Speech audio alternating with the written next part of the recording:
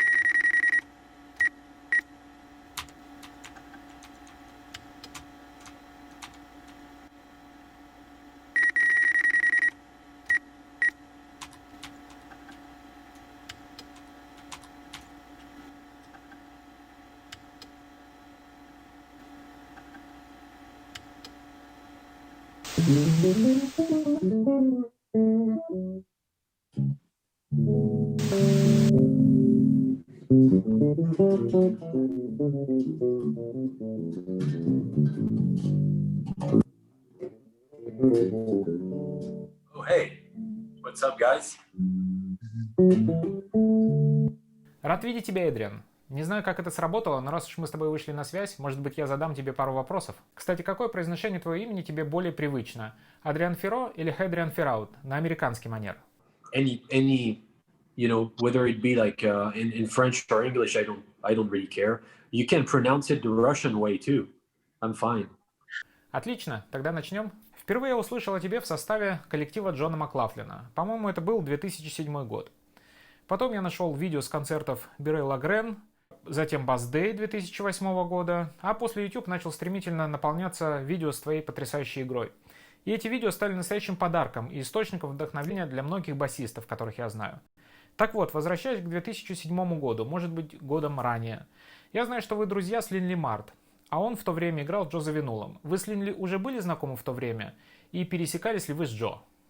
Yeah, I have a couple times, maybe 3 times, on occasions where he was playing in Paris back in I think 2003, and then later on 2006 or something. Right, I think about a year before he passed, actually. But and Linley was on bass every time, so and I knew some of the cats in the band too. When I remember Kareem Ziad was in the band, Arto, Tung Boyachin, the percussion player. So and then Shek Tidiane also. Shek Tidiane is a great musician from Mali, is in Africa, and he was very good friends with Joe. And usually, the story is, I would probably at some point be in Joe's band had he still been with us, because Shek was recommending, Shek Tidiane was actually recommending, Joe's rhythm sections. Joe would always refer to Shek when it came to rhythm sections. And I was playing with Shek. Shek is a great composer and a piano player from Mali, so that was really cool. But I didn't have great conversation with Joe. It was just, hey, hi, and that's it, pretty much. The only thing he told me was that at the time I looked like Boris Becker, the tennis player. Even if he said I looked like Gollum, I would have been happy at this point, I guess. Есть несколько интересных историй о том, как басисты появлялись в коллективе Джо. И одна из них — это легендарная история Жака. Я думаю, что многие басисты себя представляли на его месте в тот момент. Были ли у тебя мысли подойти к Джо и сказать, что ты лучший басист в мире, как это сделал Жак в свое время? Yeah, Joe would have probably, laughed at me.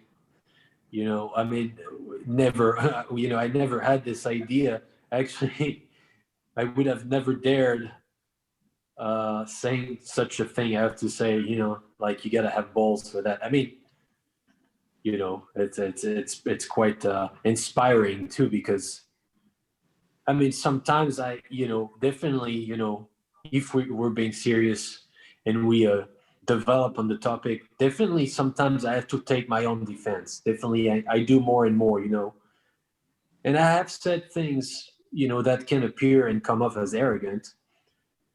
But I feel like sometimes I have to defend myself, you know, regarding a couple things. But the thing is, I can always back it up. And I understand when Jacko at the time said such a thing. The thing is, I think it was true at the time. No one played like this. Definitely, no one could do this. And in a way, he was the greatest bass player on earth, and still is. You know, in regarding some people, you know, then is there a best? No, there's no best, and you know, and they are great. You know, several grades, but like, so no, I would have never said that. However, sometimes, yeah, I keep myself really informed about what's going on, you know, around, you know, in the bass world, so I know where I am. I know what I may have to work on, and I know what I can do very well that maybe when I was younger I wouldn't dare saying, and that today I've actually absolutely no shame telling you that there are things that I do better than some others. And it's fine. I like people who say that about themselves sometimes, because usually, I mean, it's, you know, well, there's a way to say it, you know. You, of course, if you keep saying you're the best, there's a problem, you know. It's just about a few things. You can't be the best at everything, you know, definitely. So yeah, I mean, but Jacko, you know, it's just someone like Jacko to see the confidence in people like this and how they're like an arrow, and no matter what, they're gonna go for it, even if they fail, but they still went for it. Like they could like go through a wall. Jacko believed that. I think Jacko thought could go through walls, like, you know, and this is really inspiring. This is something in my country, in France, we have issues with. You know, we have a lot of, you'll find a lot of musicians. Maybe in Russia it's the same thing. Maybe, you know, I hear, you know, most likely in Europe, you'll see some amazing musicians that are pretty freaking amazing. Mm-hmm. And the way they talk about themselves is like you wonder, you know, if they actually, if they are aware of it. But what I think is most of them are kind of aware of it, but it's a problem to sort of address it. And you know, France is changing a little bit, but for a second you could not tell your own value. It wasn't seen. It wasn't a good thing. And but so on one hand, they would sort of like had an admiration for people who dare, knowing their value, and at the same time they would, you know, they would sort of like nag at them for doing so. It's really weird, you know what I mean? So it's just about knowing where you are and having no problem with just saying it. You know, that's it. So wow, I went really deep for, you know, for probably a question that was not that serious, but that's the goal, I guess. У тебя впечатляющий список фьюжн-звезд, с которыми ты работал. Были ли мысли или, может быть, предложения поработать с поп-звездами? All the time. So I had, you know, I actually do work in the pop world. It's just less known because, I mean, I haven't played yet with a big name in the pop music. I haven't, but I do pop sessions in, you know, very often. Actually, people, I have credits, you know, in, you know, the very a variety of different genre that people wouldn't be aware of. Like you wouldn't even probably recognize me because usually I'm known as Hadrien the soloist, which makes sense because every time you type my name on internet, and anything that comes out is pretty much me up the neck. And it's not even my own will. It's like people, you know, it's been now over 15 years that people, you know, they every time they're at some show, they'll videotape, and then there's nothing you can control because most of the time they videotape and then they isolate the solo section. That's all they post, right? So, I guess I'm not denying that this is something I can do pretty well. But the first thing I am is a bass player, and that people who know me closely call me for this, which thank God, because if I was only called for soloing, that would be sad. But so yes, I love. Matter of fact, I'm not at all a jazz man. If you want to know, I love jazz. I love music. I love different types. So I think I come from. I don't know if you can say pop, but definitely not jazz. I come from Motown music and to an extent rock and roll because of what my dad. These were the first. Okay, make it this way: Motown music, rock, and crooners. This is what my dad would listen to. So this is my base. And then of course, because I was a fan of movie music, the first time I heard Weather Report, it clicked right away because it sounded like some movie music played as the rock band. This is how I describe it. But and then I got caught into the rabbit hole of harmony. I mean, I guess which harmony was never a jazz thing to me. Harmony is music to me. It's the same thing. So there's harmony everywhere. It's what makes the music. So when people associate that to, oh, harmony, oh, you're a jazz man. No, man, no, I'm just a musician. I mean, if you call yourself a musician, you should probably know a thing or two about harmony. I mean, I think you guys can agree to that. We can all agree to that. But so to answer you, yes, there's something I love in pop music, something I don't like, but I will play a pop gig anytime, Да, грув на первом месте. Бас должен выполнять свою функцию. Но когда дело доходит до соло, мне кажется, что грани между инструментами стираются. Просто некоторые люди считают, что бас должен играть соло внизу, как олдскульные контрабасисты. So it depends. So first of all, I'm 100% into. I mean, the thing is, to me, what it is, and why I do solos. I do solos. It's not about bass anymore, and I do solos because I guess and I'm going to talk about jazz, and and other progressive music genres. They came from probably was big in the 70s, and bass players started soloing. But at this point, I think soloing on bass is just a bonus. Should a bass be low? Yes, absolutely. A bass is meant to be low. This is a bass. This is the name. The word itself means low. So, what I always explain, and that I don't have to explain, is that when you're the bass player, be the bass player. Be low, because that's your, and then bass, and make it dynamic. So when I say being low, doesn't mean that every note has to be low, because you want to make it dynamic, like a conversation. Also, depending on how the arrangement in a song, even in pop music, every range has a meaning in pop music. So when you hear Paul McCartney going in the highs, that's a choice that he made, and that was thoughtful because it makes that part of the song shine a little more. So everything, there's a meaning for everything.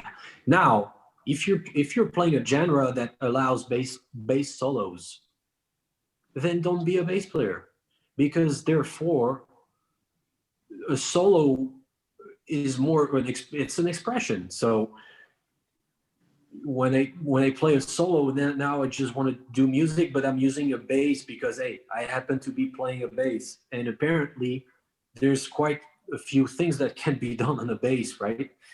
So that's it. That's how I see it.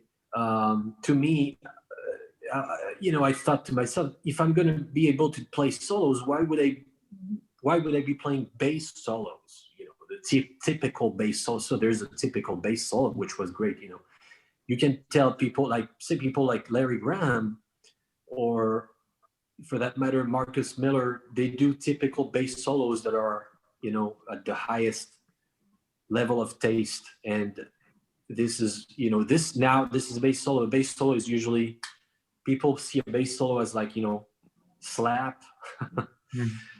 And it's great. But to me, I wanted to go beyond that. I wanted to just do a solo, and that's it. So now, you know, I'm taking a solo, I'm expressing myself, and I want to tell you things.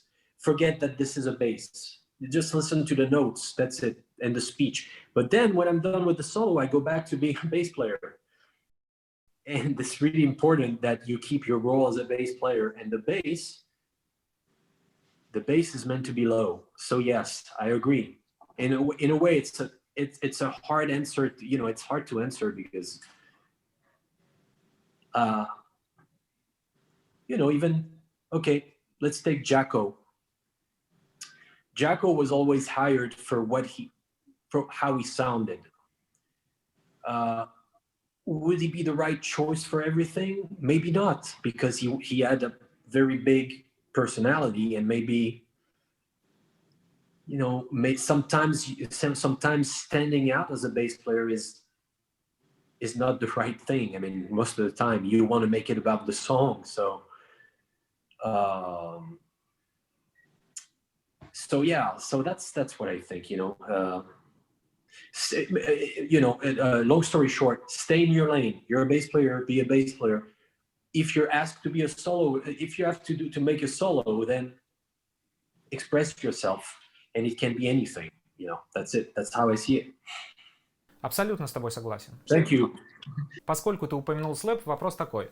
В последнее время ты как будто больше стал уделять внимание этой технике. С чем это связано? Ведь обычно увидеть слэп в твоем исполнении – это большая редкость. You know, I was never a slap guy. I'm probably still not. I think I'm decent. I can do the basics. Maybe in the past few years, maybe I just practiced it a little more. Matter of fact, I was, you know, I've always slapped to an extent, but I never showed it. You know, the thing is, I've always slapped, but the thing is, there's a lot of gigs that I did that at the time when I came, you know, when I sort of like came up and the buzz was around me a little bit, I was hired in the fusion word. So you wouldn't see that of me, you know, and the most likely the styles and the genres that you know, back in 2005, the first YouTube videos that you would see of me were in the fusion word, because this is mostly where people would come to the clubs and videotape. And every time I would back up a pop artist in France, not that I did too much, because anyways, I mean, as soon as you start having abilities as a bassist, instantly you can't be the guy that, you know, the go-to guy for a pop gig, even though you might be a very good pop bass player, but they won't call you for that a lot. So, but the problem is, the few pop gigs that I did, no one was there to videotape that.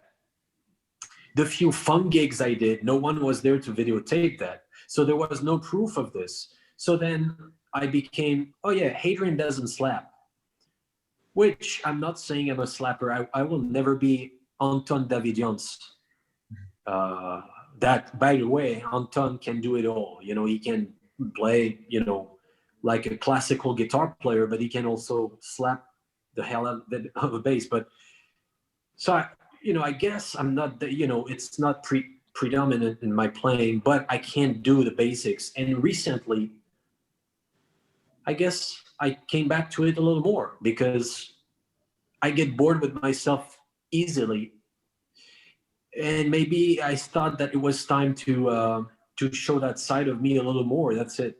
Not you know, I'm not pretending to be any slap guy, but definitely I'm working on it. I'm listening to Mark King again, and I'm listening to Federico. I'm listening to Marcus. I'm going to all the classic Federico, Anton, the guys that do it, the best. And I guess there's a lot of also gospel bass players that I love. Derek Bennett.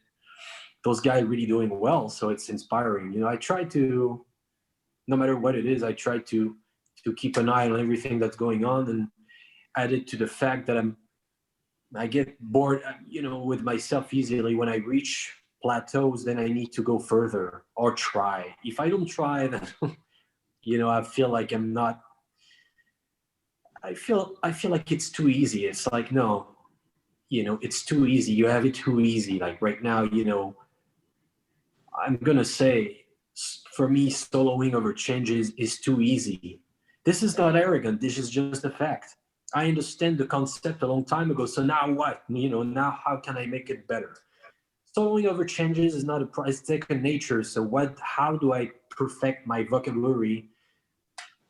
Then now, how do I be a better bass player? Maybe how do I be a better bass player, serving the music better? Things like that. Sometimes it's not even in the technique. Sometimes just being better musician. How do I present myself more as a composer rather than an instrument? I'm known as Hadrien, the crazy bassist and shit, but composing is also one of my thing, and I'm trying to push that forward a little more. I'm sorry, this went a little further than the slap, but It's okay. I'm saying. So long story short, I like slap. I wouldn't use it everywhere though. This is the kind of technique that you don't want to abuse. You want to be mild with. You can't abuse of it. It can be dated very quick. Nowadays. That's what I'm saying. But it's beautiful. When it's beautifully done, it's beautiful. Возвращаясь к разговору о том, что ты играл и играешь с большим количеством фьюжн-звезд. Как тебе удается держать в голове такой объем информации, играя во множестве коллективов? Ведь, насколько я знаю, ты не записываешь свои партии в ноты. Может быть, есть какой-то секрет или совет на этот счет? I have no tips. I had no choice, in fact, because I don't sight read, and I started music not reading charts. So to this day, I'm a very bad reader. This is something I want to perfect. This is something I want to be good at, and I will eventually. It's just about learning. I know I can do it. It's just being flaky right now. It's just because most of the gigs I get, it's not from one day to another. So I have time to work. I have time to work on the songs. Now I'll tell you one thing. Learn to read. Like if you're a young player, if you're starting, like definitely learn to read. Like it's good. It's good to have. Definitely, it's gonna help you. But anytime you have enough time to work on your songs prior to the gig, if you have 2 weeks, at least 2 weeks, or even a week, if you're a fast learner, don't rely only on reading. Like definitely, you may want to internalize the music as best as you can, because this is the only way you're going to deliver the best performance, and you're actually going to serve the music better.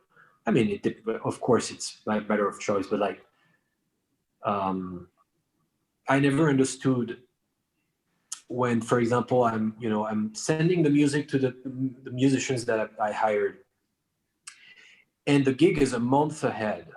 So I understand that everyone has a lot of things to do, definitely. But so sometimes, reading comes in handy, definitely. But there's a way that you have time, to focus on the music, and so that when it's the 10th gig with the same band and you're still reading a chart, what's going on? So maybe there's a happy medium you can find. So my thing is to answer you, how do I remember? I don't know how I do it. That's all I've been doing since I was a kid. I had no choice. And then when, I start, usually my technique is that I don't even pick up the bass right away. It's that I play the music first in my car. It's running for a week.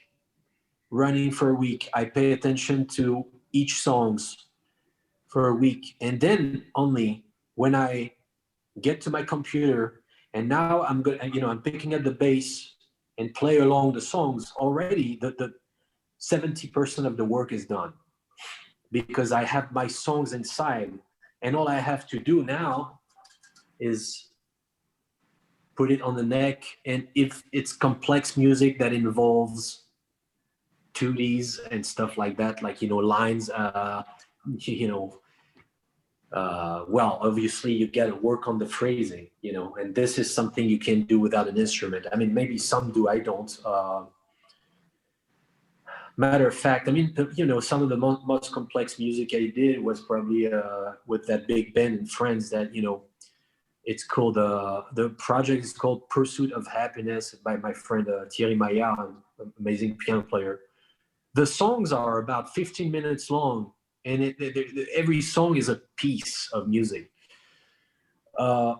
Is it my favorite to learn 15-minute songs? No, it's more like a challenge, but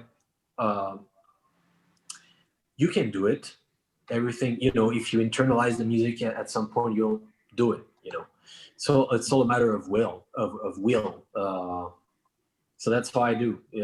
Now, if I listen to something that I know I'm not gonna like, I have a harder time to memorize it.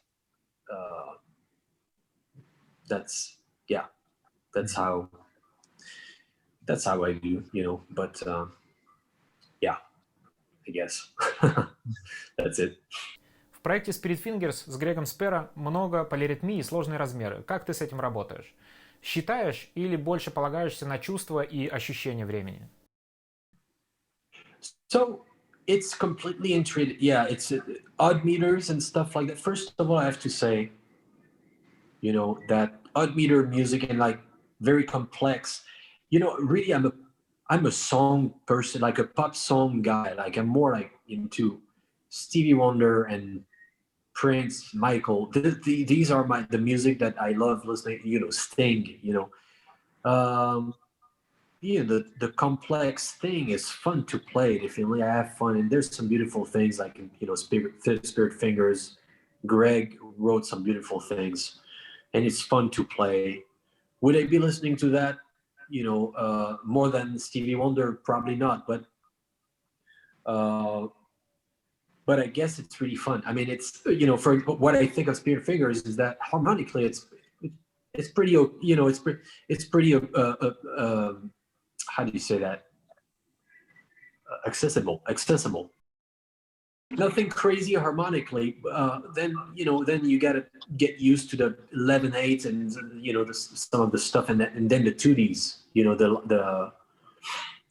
The crazy lines that he writes. But besides that, then it's all about like trance. It's like if there's a redundant kind of thing, and then you vibe on that. Did I ever work on odd meters? No, never. I never practiced odd meters. I'm not the best, but I think I feel it enough that I can do the job. Yes, Would I write this in my own music? No, probably not. The only odd meters that I like are 7 and 5. They're the ones that are, that you can actually somehow you can still bob your head to it. As soon as it start being like 13th, 9th, it's harder. So it doesn't come naturally to write things like that. Now, if you ask me to play them, yes, I can. I guess I found out I can. Good for me, I guess. Now I tell you one little anecdote with that was with Virgil. Virgil Donati has some crazy stuff. Virgil crazy. Now I don't know now if I'd be able to play that on stage. Probably with a lot of with some work. Because if you work on anything, you're going to be able to play it. But I think I was scared to play that on stage because I don't want to be counting. On stage. But apparently, you know, when you watch Junior Braguinha, he's just fluent, like he's completely doing that fingers in the nose. So, you know, I think, yeah, that's that. You know, I enjoy it, but my thing is 4/4. У тебя 2 своих альбома. Скажи, пожалуйста, насколько ты погружаешься в техническую часть записи? То есть полагаешься ли ты полностью на звукорежиссера, и он говорит, например, какие плагины или оборудование использовать, или ты полностью руководишь процессом? Yeah, I do. I mean, I've been working. I do like to have some control. Yes, I mean, over anything. Some people have told me I'm micromanaging things, and I'm not ashamed to say I am sometimes to an extent, because you know how it is, being perfectionist. You have a vision of what you want, and you want to make sure that this vision, that everyone is going to get the vision that you intended. So I've chilled out about, you know, directing musicians, though. You know, for example, this is another topic, by the way. I'll be back to the sound engineer thing. You know, sometimes I hire a musician that, you know, I know they're playing really well, and I'm a fan of their playing, and sometimes I know that what they're able to do. And I wrote a song thinking of those guys, and then when the guy shows up in the studio, what I used to do when I was younger is try to make him play a certain way that I've heard him play before, but in fact I didn't factor in that this was in the moment, and that sometimes you don't think of those things right away on command. So it got problematic with some of the musicians, and then I had to chill, you know, and say, okay, I'll let you do your thing. It's just that there's a few things you want to hear from them, you know. So, for example, but I'll say something about something like Vinny Colaiuta. It's amazing how, you know, he can turn it on and off anytime he wants. If you've heard him play a certain way and you want that vibe, you'll just tell him, man, remember when you were playing this song with such artist? Man, I want this vibe. And then he just, you know, he's not even gonna discuss. He's just gonna do what you want with his thing at the same time. And Vinny is amazing because I never had to, you know, to ask him to redo a take more than, I mean, not even redo a take, but like give me, you know, usually by 2 takes you have your song. Like this is, and this is no secret. This is why Vinny is Vinny, and he's been on every album of this earth. Someone like that, you know, they're really like somehow workers and artists at the same time, because they turn it on and off, and it's easy. And some other musicians are more like artists. They're more about the mood of the moment, and you cannot direct them like this, you know. And I respect it, because this is beautiful. I mean, I'm you know, if I record something, for example, and someone has heard me play a certain way, I'm more like that. I can turn it off and on, and I know the feeling of like you know, somebody's project, and said that person want this vibe. Okay, give them this vibe. Don't discuss. You know, they've heard you play in a freaking, you know, Spirit Fingers, and they want you to play in the same vibe. Well, I can turn it on, you know, no problem. Now about sound engineers, I've been fortunate to work with one of the best sound engineers of this planet. I think Ty Longley lives in Los Angeles. I've been working with him for 11 years on this day. And Ty has big ears. He's also a bass player, actually happens to be. Most of the time, you know, it's a great collaboration, because we just talk about things, and then it takes about 3 tries, and about 3 tries, we have the song. I just tell him what I like. He does a version of it, and then sometimes he, you know, takes initiatives. So if some of the initiatives are not, you know, is not to my liking, I just address it. and then we come to an happy medium. Sometimes I don't even know exactly how it should sound, and so he helps me, and then we find common ground, and that's great to work with people like that, because there's every time it's a success, but I have a vision of how I want it to work, definitely. I like my music to not sound like a jazz. If I can be specific, I don't like, if I'm going to play fusion, it has to sound like pop or rock, for that matter. It has to have balls, no matter what. My bass has to have low end. The bass drum has to have low end, like balls, in general. So this is the thing that I like personally. Yeah. Говоря о Винни, он настолько велик и уникален, что для меня он как мифический персонаж какой-то. No one can mess with Vinny. No one.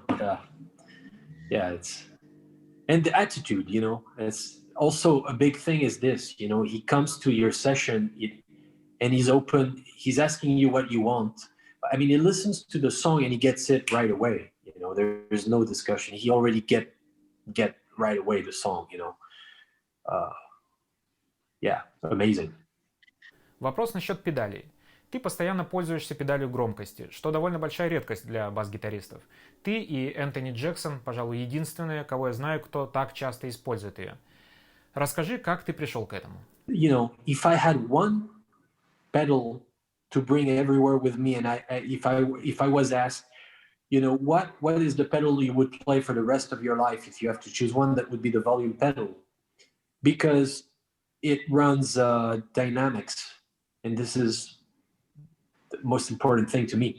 So not only you can control, you have more freedom on your instrument, because you don't have to do the action of, you're in the middle of a phrase and then something is wrong, and then the volume is not enough, and then you can just keep playing. But also it does some great effects, the swells that I love, that I got from Anthony Jackson.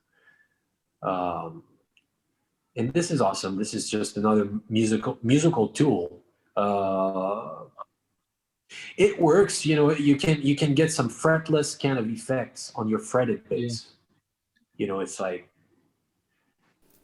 Как шейкер, вибрато. Yeah. Well, this is already a little more colored. It's more, you can't use that everywhere. Lately I've been taking only a volume pedal to my gigs. I mean, there's no gigs these days, but the last gigs I did, sometimes bringing too much effect is kind of a burden to me, because it can be great depending on the gig, definitely, but if I bring one pedal, is the volume pedal, because of the expression. It's all about expression. Who else uses it? Anthony Jackson, Matt Garrison, back when he was playing with John McLaughlin, he was using it, and I love the way he used it. This inspired me a lot. That's it, yeah. Какие еще педали ты используешь на данный момент? Well, I guess in the past 10 years, I've been sticking to the same 4 pedals, and sometimes, I've always said that I need to expand my my pedal game. What I'm using now is so the Shaker Vibrato by TC Electronics, volume pedal, Mark Bass Octaver. It's like an OC2. It's the same thing, but it's more solid. It doesn't drop. The notes are more solid. They sustain. And then sometimes I'll add a little distortion by Mark Bass. Sometimes I'll add Qtron that I was using way before, way back in the day, but then I stopped because it gets, I think it gets old. It's very marked. Sometimes I use it again, but not anymore that much. What else? Yeah, a little reverb, by what's his name? I forgot the name of the maker. Those are very good pedals. There's a vibrato and a reverb and different types of reverb on it. Strymon, Strymon. Yeah, Strymon is really good. But this is all. It never goes above like 5 pedals, because then you get to carry. You get to carry that everywhere. It gets too much. Yeah, and I'm more about doing everything with my hands the best I can before I start using effects and relying on it. Someone like Tim Lefebvre is the master. He invented everything with this, like everything possible, so he does it so good, so well, that I can only, borrow a little bit of that, and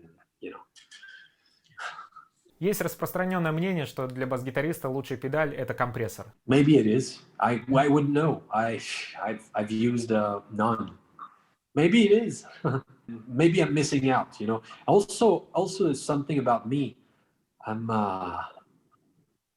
kind of behind all that. Like behind in terms of like, I'm not aware of what, sometimes there's some things I might be missing out on, and I'm always open to hear about them. But usually, as long as I like what I hear and it's enough, and I'm delivering and I'm doing the job and I'm providing what's needed, I guess then I didn't need more. Now if there's something that comes along and I hear a clear difference, that I see that it's going to do a clear difference in what I provide to artists or even myself, then I'll go for it, definitely. So far, I haven't seen anything that is worth changing your setting for. Maybe I'm missing out. I'm open to suggestions.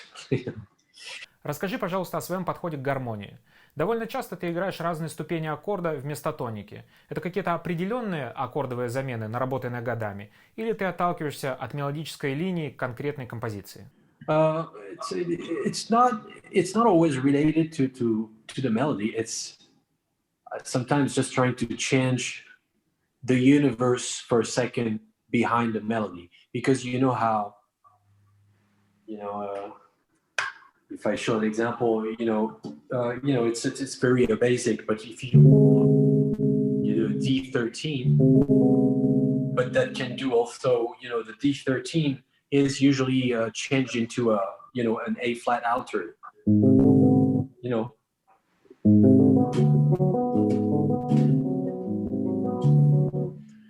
This is a basic. So basically, anytime you have a 13, or every time you have an altered, that you can do the tritone to this. But then there's other stuff. Then you can change minors into 7 chord or sus4s. Like if you have a C sharp, minor 11, but then that can be, an F sharp, sus4. Stuff like that. So sometimes it creates a little difference, and it's just to change it up so that it doesn't just sit at the same. Sometimes things are good sitting at the same place for a while, and sometimes you just might want to create some relief. But you gotta be mild on it. It's like everything, there's a time and place. So, of course, when you play jazz or any progressive types of music, it calls for that a little more, and it's more open to that. Now, if you play a pop song, most likely you don't want to do this, because every note has a meaning. Not that jazz doesn't have any meanings in their roots, but like jazz by itself, it's the jazz concept is to be open. So, and you can take a Stevie Wonder song, and Stevie had a pretty jazzistic type of harmonic approach, actually. So in Stevie's song, you take a song like I Can't Help It, and it starts with a 7 sharp 11 chord, A7 sharp 11. So that right away can be many things. You play with the degrees of the melodic minor because, right? Every time you have a 7 sharp 11 or 13 chord, you know that you have to play, this is the 4th degree of melodic minor. So now with an A, that means that I can play a G major 7 sharp 5, or I can play a B, or I can play, an E altered. I can play an E E flat altered. Sorry, E flat altered. I can play an E melodic minor. So if we do a, you can, and any, for example, usually when I change the root, it's always within the harmony. I never do anything that's outside of scale because then you're gonna kind of mess up the whole thing, and then the melody is not gonna fit anymore. Of course. So maybe the question was that no matter what I change, yes, it's always fitting the harmony, and therefore you can never be wrong with the melody. So if the chord structure is this,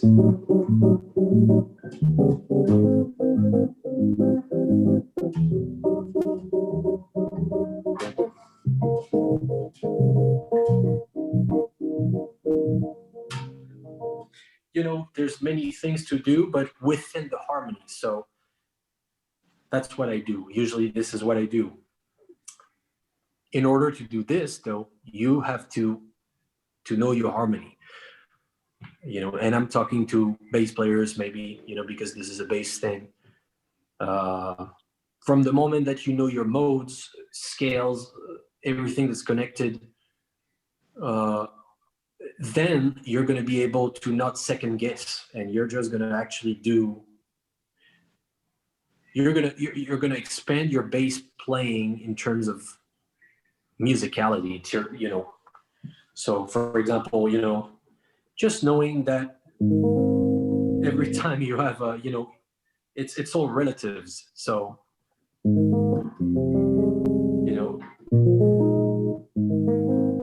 or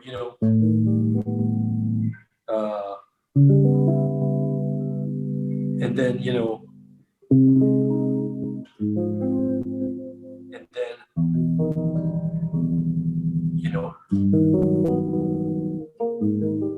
and here I was just playing extensions of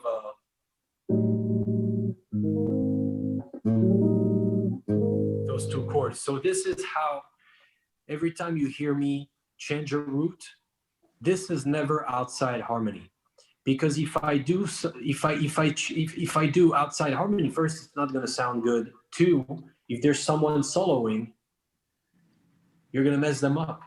And now, to end this segment, there's a lot of piano players or guitar players sometimes, we'd be playing, and because they know that I have, a pretty good ear, and then they change the nature of the chord underneath my solo. So this is like, this is the same mistake, even worse, because now instead of doing, if the chord was this 7 sharp 11, and now you change it into a sus4, but I'm still playing 7 sharp 11, but underneath the guy is playing a sus4, then I sound like shit. Then you made me sound like shit. So it's the same thing when you change a root outside the harmony. Kind of, Сталкивался ли ты с такими моментами при импровизации? Пианисты могут брать в левой руке разные аккордовые замены и обыгрывать их. В этом случае мелодическая линия, то, что они играют в правой руке, звучит более логично и гармонично. На басу такой возможности нет. Мы солируем под определенный аккомпанемент, и получается мы более привязаны к аккордовой последовательности, либо должны подстраиваться под аккомпанемент пианиста или гитариста. For this, I'm lucky enough to be able to recognize instantly the natures of chords. So, you know, if, for example, I'm soloing and the piano player underneath me expecting me to recognize what he's playing, you know, he starts playing it, but I'm already playing the original chords. So fortunately, I can stop in time and readjust. Okay, so now you're not playing a 13th chord, you're playing a sus4. So when this is done too much, I can't play with someone. It's like I'll tell them, you know, it's like, can you just keep, you know, just try to just follow me rather than me following you. This is my solo, right? And you know, I call myself guilty for doing this when I was younger as a bass player. And I completely understood why it's wrong to do this. Now I was young, I was 19, 20. And I would constantly propose things. And at some point, you know, the guys would like stop playing, look at me and be like, hey, I'm soloing, follow me. Or like, dude, if you propose what I was gonna do before me, it's not the way it works. And, you know, at the time I was young, I didn't understand. I thought that, oh yeah, I'm gonna add, you know, all these like, you know, how do you say that? Like foreign bass, you know, how do you say that? It's how we say, you know, if we say in France, I'm gonna substitute, you know, and that's gonna be cool, and he's gonna like it. No, there's a time and place to do that. If you overuse it, then it's not the song anymore, you know. So that's it. Yes, I had to deal with guitar players and piano players doing this, and I'm like, hey man, I'm not in your mind. So if you decide to change the chord at the last minute, I didn't know you were gonna do this, you know. So please don't. I mean, try to follow me, you know. So yeah. Well, and the worst being piano players playing the left hand when you're already comping. This is the worst thing, because when they start, well, then you're you know, handcuffed. Except if you have to double a bass line, that's cool. But anyways. Ты воспринимаешь лады как самостоятельные звукоряды или как часть одной гаммы? Например, соль миксолидийский и ре дорийский, как до-мажорную гамму. Или для тебя это самостоятельные лады? Знаешь, есть музыканты, которые ассоциируют аккорды и гаммы с определенными цветами. Желтый, красный и так далее. У тебя есть что-то подобное? It's more like this. Every chord has a character. However, I know that it's all about degrees. So obviously, if I'm playing D Dorian, the you know, how do you call that? The bass scale is going to be a C major, right? Ionian.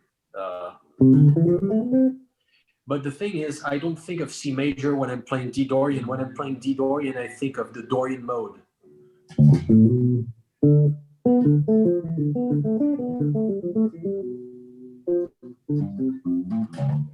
And then I add, you know, in every major, usually you can include some melodic minor.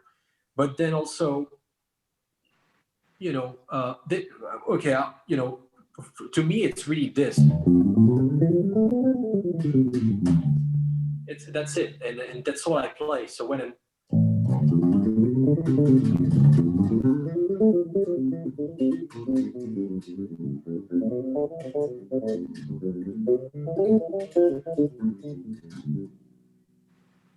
and all I'm doing here is playing the notes of the scale of D Dorian, which is C minor. Yes, indeed, but I don't think C minor. However, for some chords, for example, take F major 7 sharp 5. This is the 3rd degree of melodic minor. So now I know, you know, that my tricks to play major sharp 5 is usually to play on the 4th degree rather than the 3rd. So I'm playing here, and usually I think, this is an F major 7 sharp 5. I'm thinking G7 sharp 11.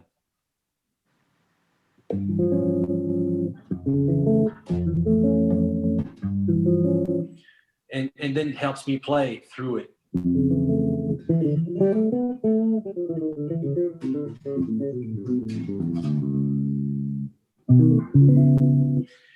And it's all degrees, So, but when I'm playing minors, or if I'm playing, for example, like you take D, you take a D half diminished, 6th degree of melodic minor. So now, also the thing is, for me, I trained myself in order to each natures of chord had a shape, so that I don't have to refer to another chord. I instantly know what a D half diminished looks like, not sounds like. But then you associate the looks to the sound. It's connected. So that, in fact, if you start thinking of what it is, yes, you'll find out that eventually it's the 6th degree of melodic minor. But do you think about that when you play? No, you don't. You just see and hear. So when I do a half diminished sound, I know that it's going to sound this way. I know that it's this color, and then instantly,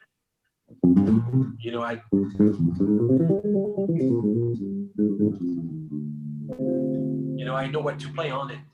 So at first, now when I had to learn the technical terms when I started teaching to explain to the students. But to me, I never learned like this, thinking, oh, I'm playing the 6th degree of melodic minor. I'm not thinking of that, because when you're playing on the moment on the field, you can be thinking of a bunch of stuff. You have to play. So somehow it's both a matter of making it second nature, that you know exactly what to play when you hear something. If you hear this, or if you hear something like this, like, I don't even know how it's called, this chord. This is me. I know that there's a triad. There's a C, an E flat major triad. Okay, and that's an F sharp on the bass. So this can be many things. Here,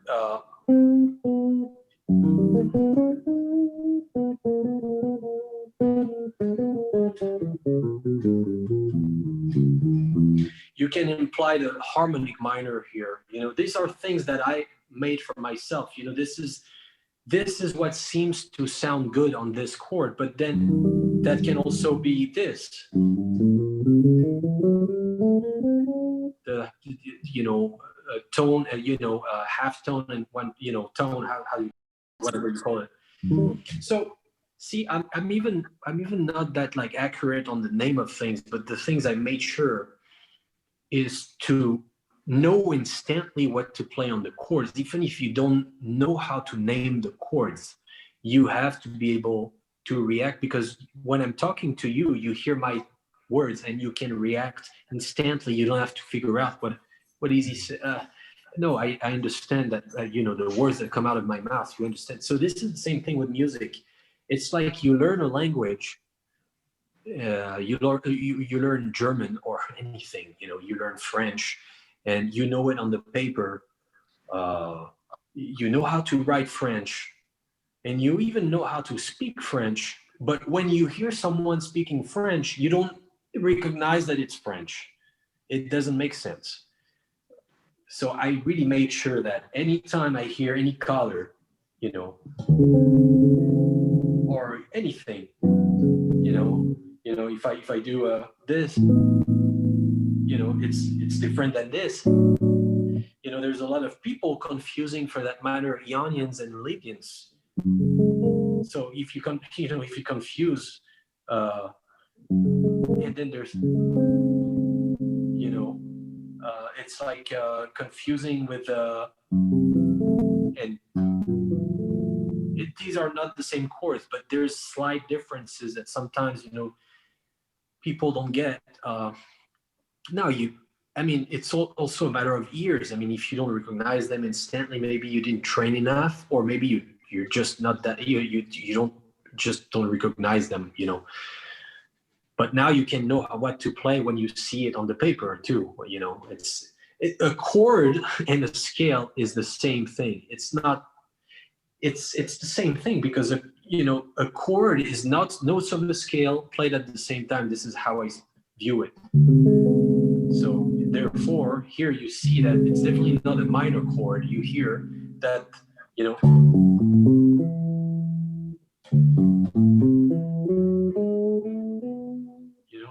Да-да, лад это и есть разложенный аккорд с надстройками. Of course, there's already everything in it that you know, and then you just have to fill it up with every note.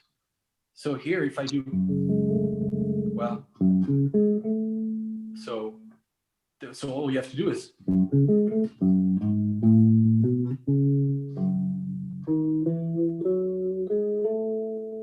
that's easy. It's like you can figure it out on your own. You know, it's so when people tell me, "What do you play on this chord?" You hear a lot of the notes that you can already play, and then you figure out the missing notes that are only suggested, you know. So that's how I did. You know, at first I didn't know. I wouldn't hear, you know, I would hear this, and what do you play on this? No, because and then no, there's something else. Oh, okay. Okay, so there's a third minor and a major third at the same time. So now what does it do? Okay. No. Yes. You know. And then here you go. You have your mode. It's really easy. You know. And then only using those notes. You know. That's it. You know. Yeah. That's all it is. And then, of course, you have to learn how to, you know your vocabulary, but then you have to know how to be eloquent when you speak, you know. Складывается впечатление, что ты до сих пор занимаешься. Знаешь, есть музыканты, которые доходят до определенного уровня, а далее уделяют внимание только концертной деятельности. Сколько ты занимаешься на данный момент? No, so on one hand, you know, about what I said, I get bored with myself, so eventually I try to always push forward and try to come up with new ways, so that you know, not only I surprise myself, but also I surprise others. But mostly I surprise myself, because it's easy. Sometimes you don't surprise yourself anymore, so you're bored with yourself, you know. Now, do I practice a lot? Not that much, because at some point the thing is, you don't have to practice a lot anymore. It's only details. So even if you do 30 minutes a day, but you target what you do, there's great progress that can be done 30 minutes a day. There's great progress, you know, things that you tweak, and you're like, yeah, why don't I do it this way instead? Yeah, you just practice a little bit the mechanic, and then there you go. There's not, at a certain level, you don't have to change that drastically, you know, because you understand the concept already. So now you target things and you're very efficient in your practice. As opposed to when you were learning the craft, then yeah, you gotta debunk a lot of stuff, you know. But definitely I try to practice, or at least maintain and polish what I already have. You know, if you can't grow, at least be the best you can be at what you already have, and that's fine. You know, that's okay. So that's what I do. Sometimes I'll spend 2 hours. You know, I never ever in my life spend spent more than 5 hours in a day practicing. Some say maybe I should have, but you technically don't need to I was lucky that I knew exactly what I have to work on because I had a vision of what I wanted to sound like. And I could hear what I was, not comfortable with. And I had great models too. It's important to have models. At first, you need to copy, to internalize, and then before you innovate. You need to copy. You're not. No one's a Superman. If you want to learn to speak like a politician and very clear and constructed, then you get to practice. It's not going to come by itself. So, yeah, But I don't think you have to do it 10 hours a day. But for that matter, I think piano is more demanding. I think that drums is more demanding than bass. I think that vibraphone is more demanding. Horn, saxophone, or freaking trombone is actually even more demanding, probably because you have to get the muscle memory to. It's a trombone is technically fretless.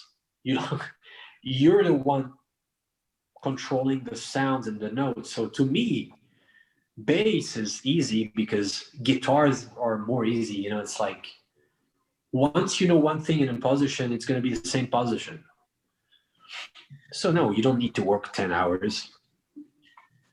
Есть ли на сегодняшний день для тебя интересный нераскрытый музыкант, игра которого тебя вдохновляет и завораживает? Как, например, в свое время ты открыл для себя Майкла Брекера. Yeah, there's quite a few people that inspire me today. Do they inspire me as much as Michael Brecker? No, definitely not. There's no one like Michael Brecker, or for that matter, Chick Corea, Borelli Lagreen, or Sylvain Luc.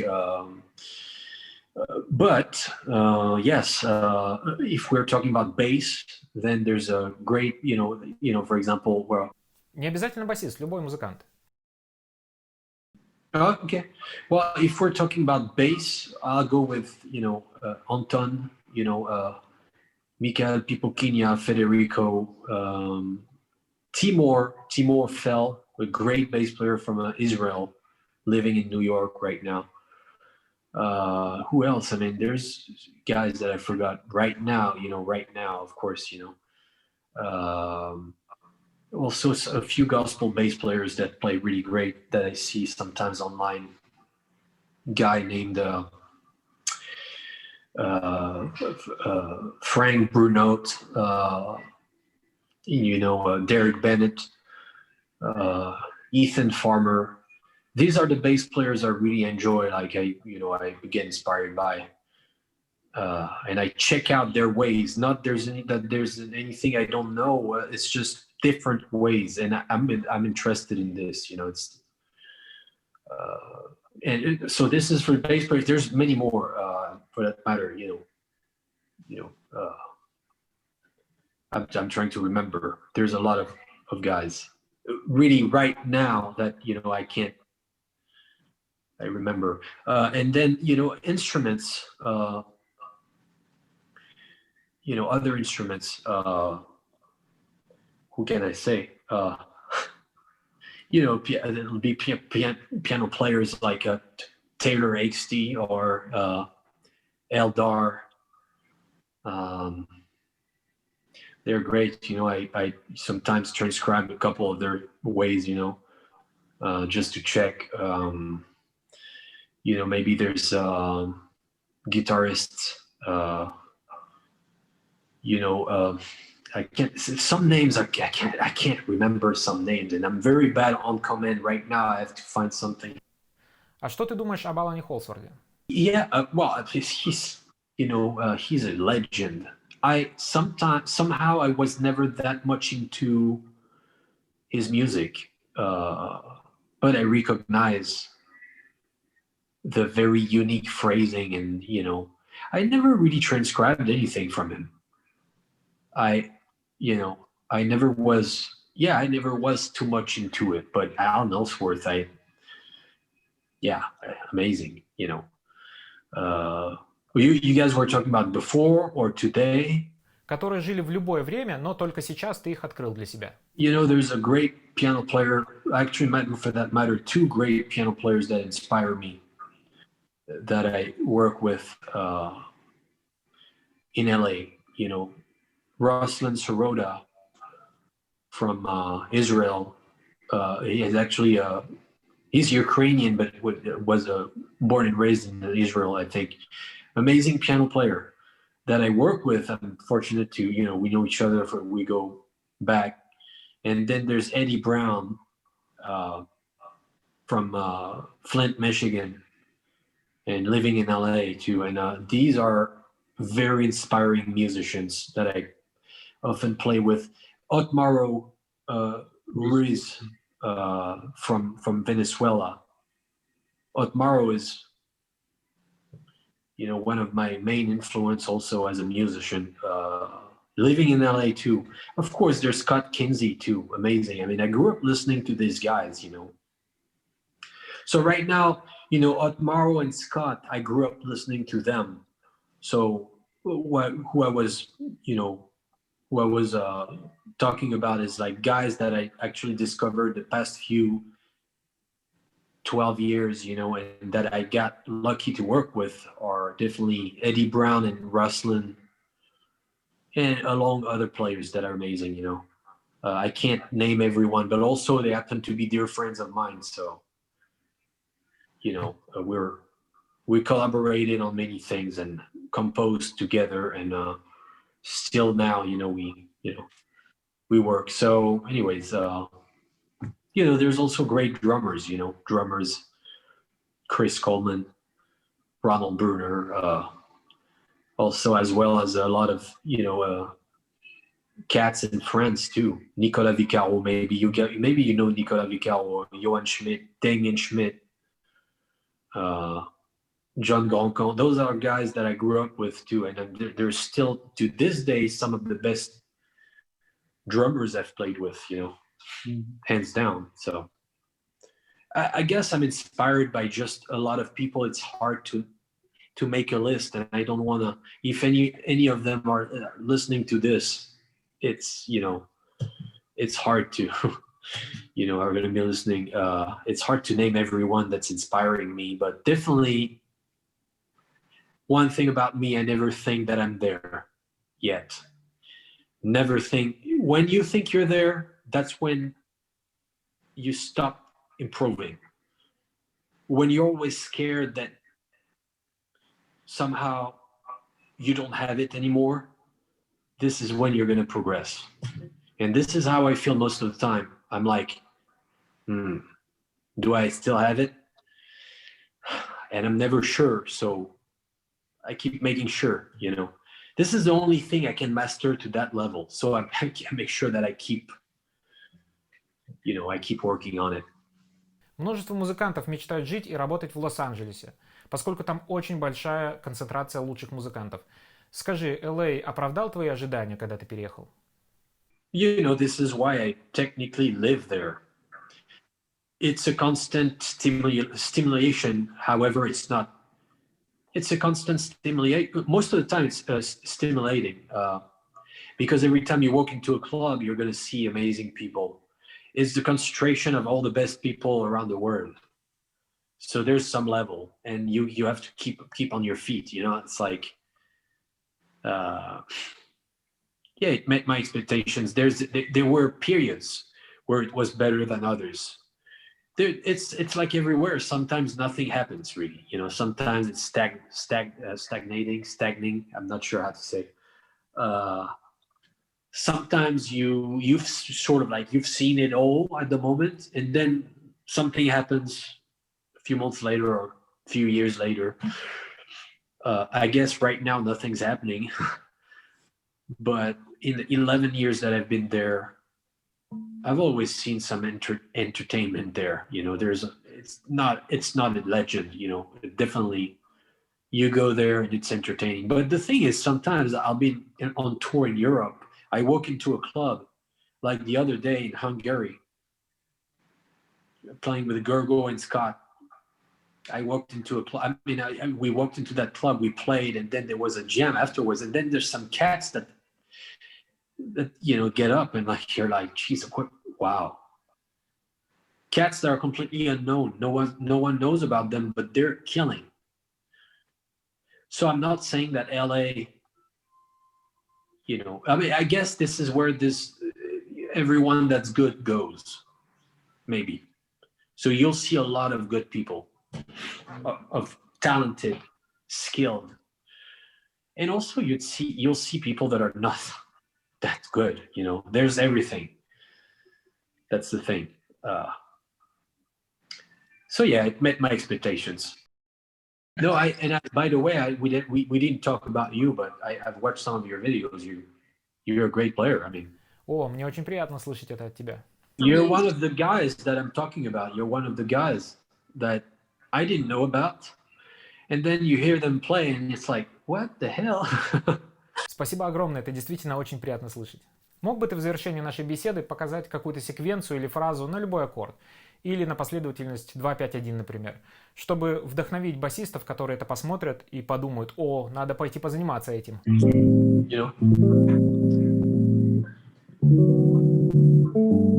Can you guys hear? Yeah. So this is how I hear a 2-5-1 here. The bass is this.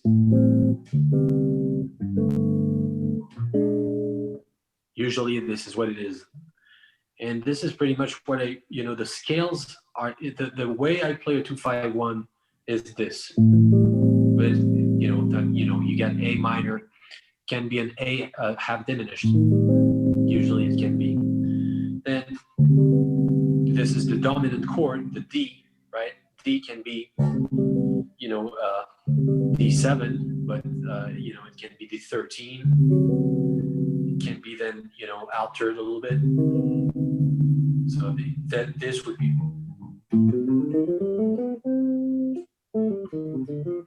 Okay, or that can be this. Can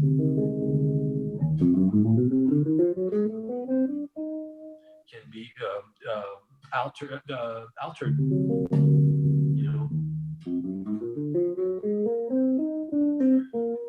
and then you can add a sharp 5 here. So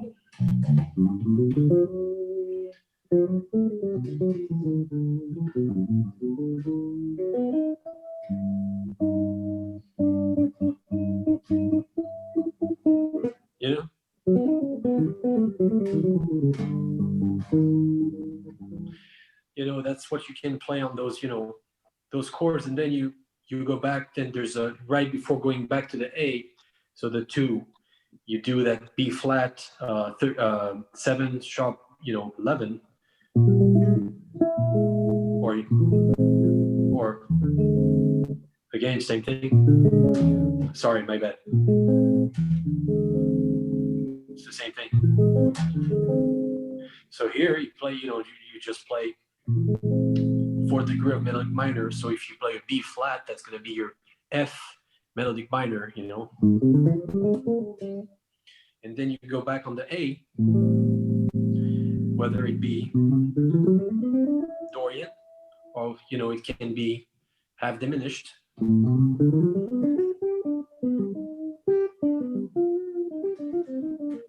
you go on your dominant on the D.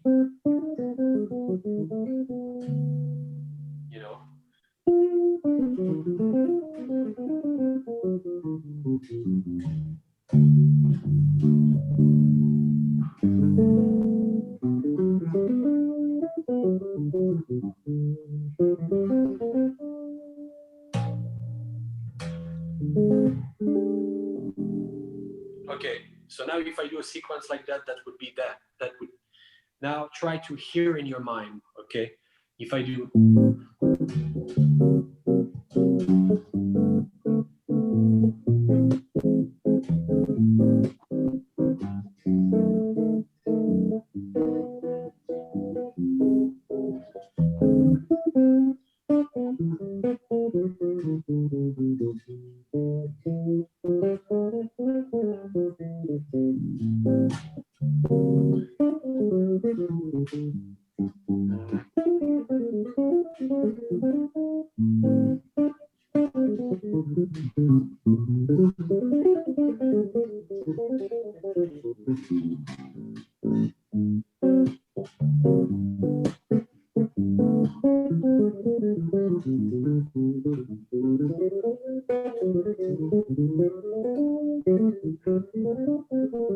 You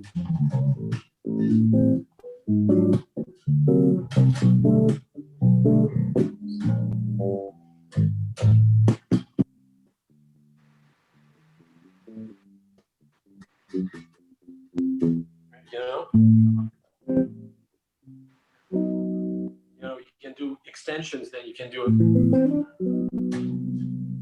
So this,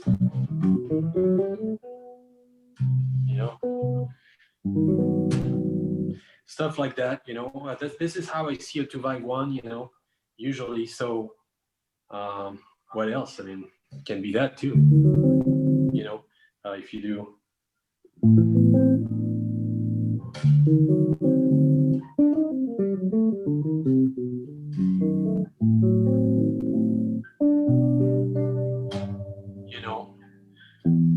And that's it, that's all it is. But then you got to connect all the things. That's, you make, you work with the different degrees of each chord.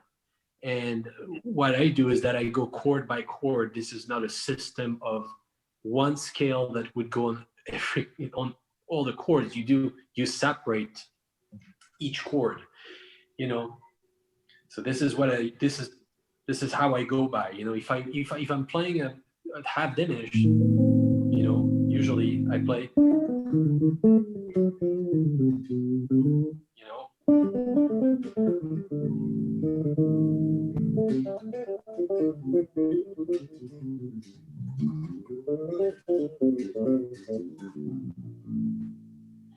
you make sure that you master each chord, and you can go a long time. And this is what is going to allow you to come back fresh for the next form, the next chorus. It's like, if you do 13 bars, if you do 13 choruses, then each time you're not, you're likely to repeat yourself less if you have a lot of data in you in terms of phrasing of each chord, and then,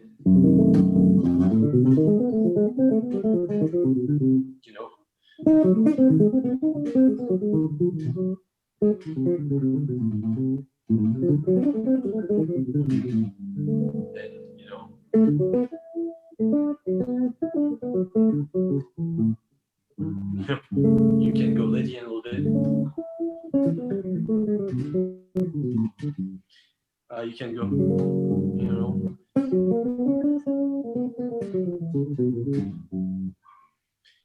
and stuff like that. This is how I see it. Я сейчас, кстати, заметил, что ты поменял крепление на басу. Так удобнее играть? Oh yeah, it is. I can show you if you want. I mean, I don't have much time left, but if you want, I can show you how it works. So here. So okay, this is how my setting is. So you see. Это как у Дэмиана Эрскина? I don't know what he does for his. I think Damien uses a dub strap, but this I find for me at least more convenient. So you have those, you have those two, and then I don't know if I can grab here. I have them here.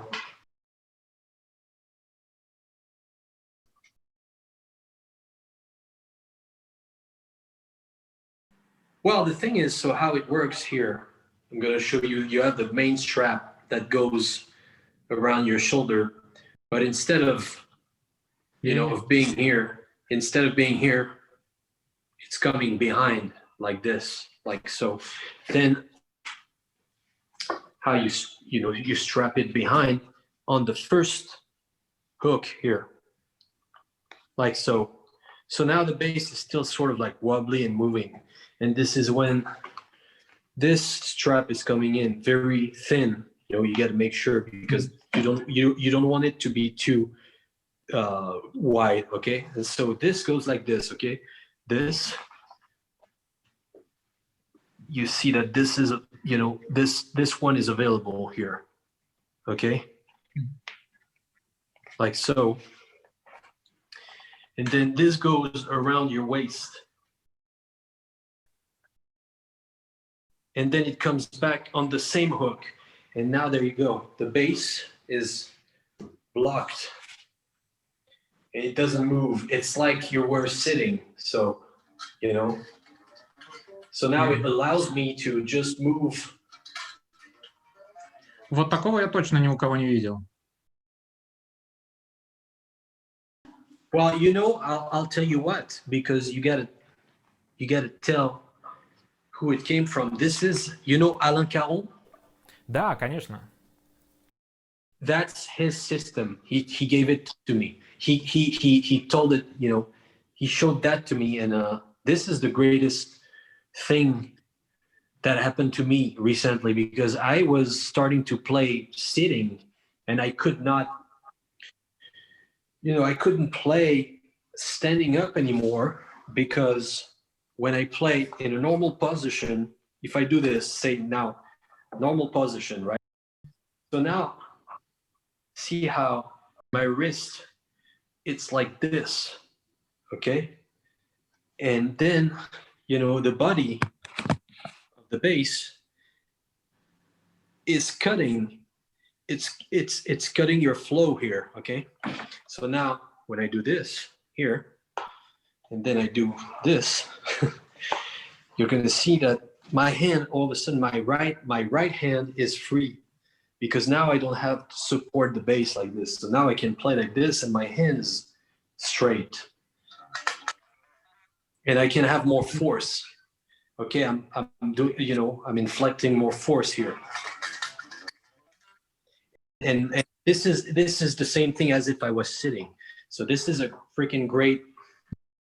I mean, it saved my life, really, seriously. Тысячи басистов копируют твою посадку, теперь тысячи басистов будут копировать твое крепление ремня. You know, I don't know. Well, the thing is, it's really not me. It's really Alain Caron. And I really want to make sure that you guys are going to, you know, say his name, because that's him. That's great. I mean, I don't know if he wanted that to be known, but definitely that's I mean, if it's going to be known, definitely make sure that you say his name, because that's I mean, the credit goes to him. But that saved my life, honestly. That's like. Спасибо огромное, Эдриан. Я думаю, это видео станет отличной мотивацией для множества басистов. I hope this interview was useful for all of you guys. And I'm sorry about my bad English and my pirate face.